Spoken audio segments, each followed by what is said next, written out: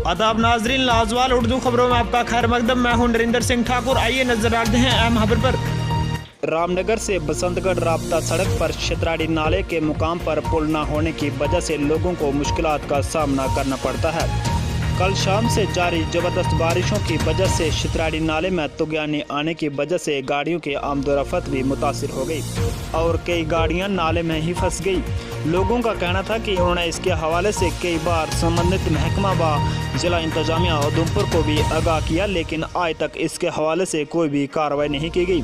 उनका कहना था कि जहां इस नाले पर पुल न होने की वजह से कई लोगों की जानें जाया भी हो गई, लेकिन जहां की इंतजामिया तमाशबीन बनकर नज़ारा देख रही है, जिससे आए दिन में भी किसी भी शख्सियत की जान जा सकती है।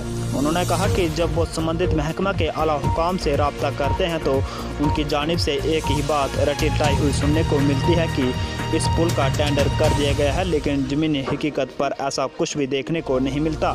इसी सिलसिले में उन्होंने गवर्नर इंतजामिया से मुतालबा किया है कि जहां पर जल्द से जल्द पुल का काम शुरू करवाया जाए, ताकि मुकामी लोगों के साथ साथ मुसाफिरों को भी किसी मुश्किलात का सामना न करना पड़े। ब्यूरो रिपोर्ट, रामनगर से नरेंद्र सिंह ठाकुर।